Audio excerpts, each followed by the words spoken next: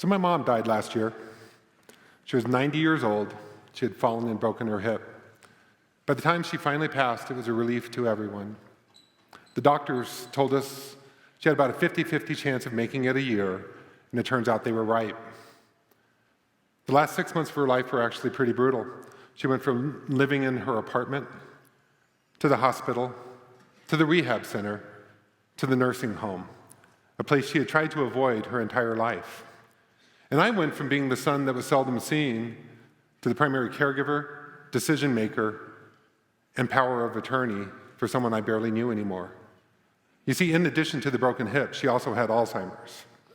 And like the nearly 6 million people in this country living with Alzheimer's, she was slowly and methodically losing herself, her presence, and her mind. I believe at some base level, most people with Alzheimer's understand what is happening to them, and they're fighting it every step of the way. Their biggest fear is that they're going to be forgotten, that they're becoming a lesser version of themselves. When you become a caregiver for someone with Alzheimer's, you get good at dealing with the immediate. You're always dealing with some sort of crisis. You're trying to fix problems that cannot be fixed and solve things that cannot be solved. In effect, I felt like I was an extension of the medical team, just dealing with the patient, not with the person. The other thing about Alzheimer's is you never know what you're going to get from day to day. One day you could be having a perfectly lovely conversation about something that happened 20 years ago, and the next, the person may not remember you. Very shortly before she died, I was called to the dreaded nursing home for whatever crisis was in store that day, and I stopped in to check on her. I said, "Mom, I can't stay today." I had a group of students doing a mural on the front of our building, and even though we had permission, graffiti is still very often viewed as an illegal activity, and sometimes the police show up. And she looked at me and she said, "I wish I could come with you. I'm so sick of doing coloring books, I could just spit." And that really pissed me off.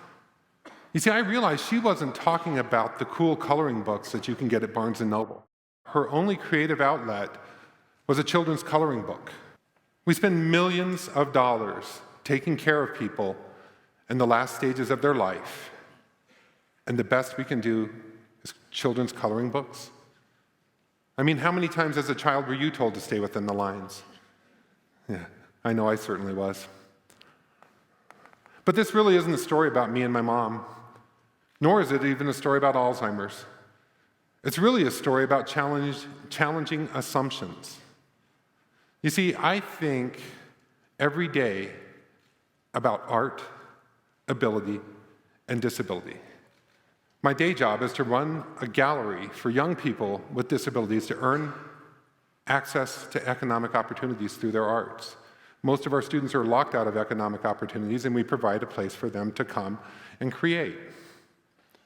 Over the last 20 years, I've developed programs for people who are blind to take photographs, people who are deaf to dance, and people that don't have arms to paint with their mouths. Our programs have been recognized and replicated across the country, and I've had the great honor of working with some of the most creative and talented artists in Colorado. In fact, the mural we were painting that day has become one of the most photographed murals in Denver. I realized I had never challenged my own assumptions. I had never thought about programming something for someone who may be cognitively challenged, people who may not be able to remember and build on what we did last week. So I realized the assumption that needed to be challenged was my own. Maybe it wasn't the coloring book. Maybe it was the graffiti. You see, I think people with Alzheimer's and people who do graffiti actually have an awful lot in common. They want to be remembered. They want to push back against what societies think they should do. And at the end, their biggest concern is leaving their mark on this big, messy world. In fact, one of the first known taggers in New York City, Taki 183, his entire idea was to leave his mark in all 5 boroughs of New York City. Nearly 50 years later, Taki 183 is still remembered in New York City. And if you know where to look, you can still find his tag. But the thing I love most about graffiti, it is constantly reinventing itself into new and vibrant art forms. So I asked myself, what if we do graffiti with people with Alzheimer's? Wasn't at all sure it was going to work, but I had to try. So I called my friend Courtney at the Assisted Living Center. And I said, Courtney, how about if I come down and do some graffiti with some of your clients? And after the initial expected stunned silence on the end of the phone, she reluctantly agreed. We had 4 brave artists that first day. And notice I say artist, not patient, not client. You see, I believe we are all artists, and that our job is to leave our mark on this big, messy world. So after we got everyone comfortable with the spray can, made sure that people pointed it away from themselves, we got down to business. And our goal that day was to collaborate, to create, and to leave our mark. We had everyone start by developing a symbol, a tag, or a mark that they could recognize as theirs for that afternoon. Whether they could still remember to write their name or not didn't matter. We just wanted something that for that brief afternoon they recognized as theirs. After we had been painting for a while, I noticed one of our artists, Freeman, had painted a caboose. And I walked over to him and I said, Freeman, that is an awesome caboose. And he looked at me with complete clarity and complete presence. And he said, yeah, I worked on the railroad for 40 years. It was clear to me some of the people who worked with him on a daily basis didn't know this about him. They fed him, they clothed him, they bathed him, but they didn't know this about the person. I know Freeman left his mark on me that day. Since then, we've done this project several times. We've discovered some things along the way.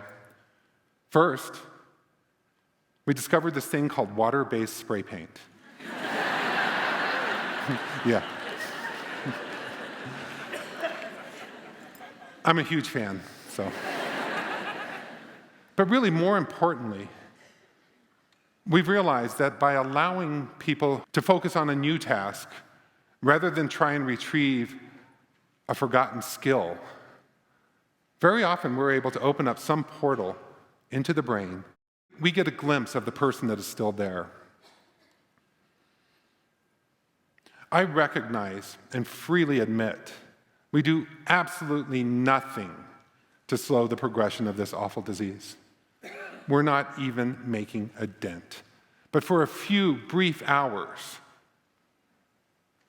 we're able to create an environment where we can see some wonderful people. After our first session, we made it a point to always include caregivers in our projects. As I can attest, they need to take a break from the constant crisis mode. They need to disconnect from the patient and reconnect with the person.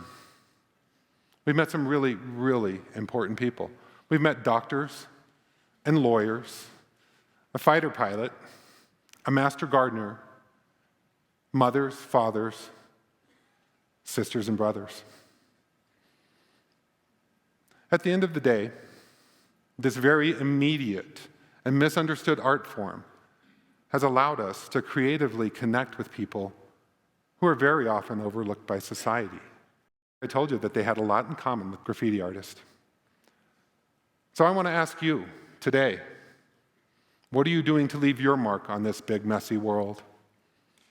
Are you staying within the lines? I certainly hope not. Thank you.